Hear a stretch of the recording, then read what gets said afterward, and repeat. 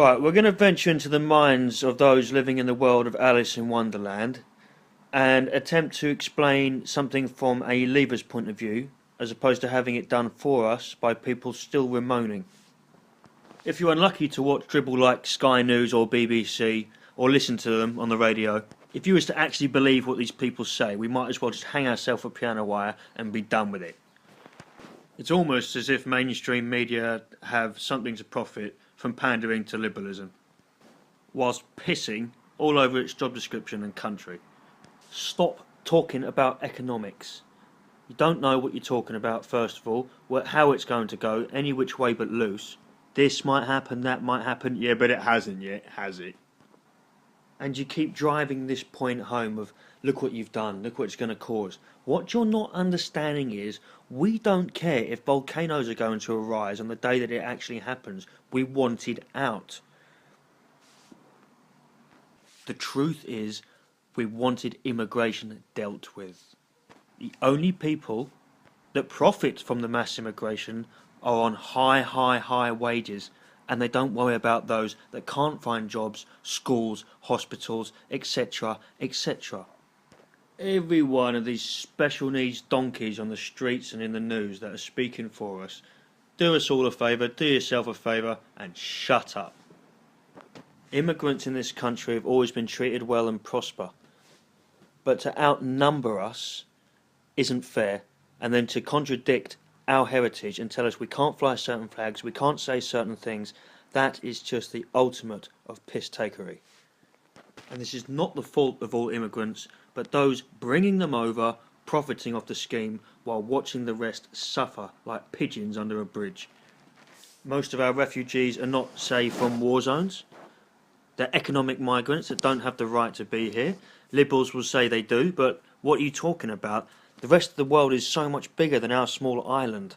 If you keep filling it up, our existence is completely endangered. We will be a forgotten species. And the religions and cultures that are being flown in aren't matching up well. If you visit Europe, you're basically not going to see France for France. You're not going to see Italy with wine and Venice with boats. Everywhere's going to look like Eritrea.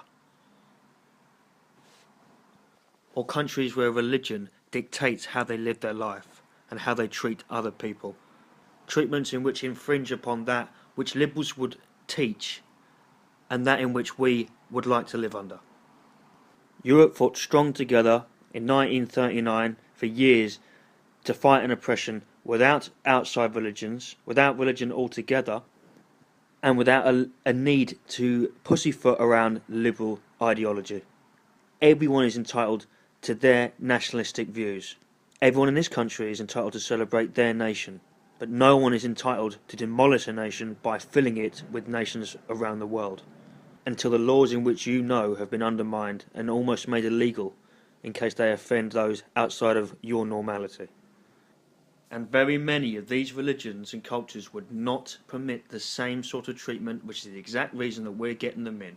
I don't go around London and see lots of French people. I don't see lots of Aussies. I see a few here and there, but they love their countries and they stay there because they're proud of them. The only people that we get are those escaping war zones where they're capable of committing extreme violence or bringing a downtrodden culture into our society.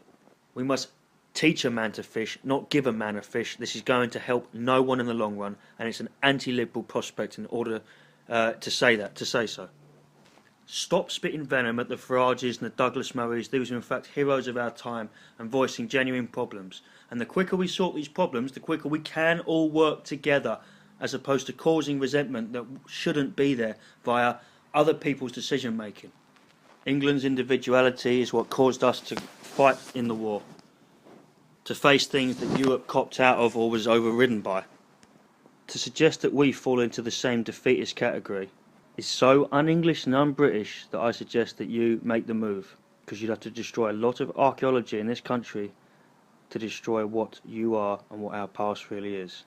So whether you're Labour, Lib Dem, whatever you want to be, stop flaking, stop crying, stop whinging, you're lost. And maybe if you listened, instead of reading sources which suited your prior beliefs, you'd learn something. This is Revelation be damned, and I'm Mr. Heretic.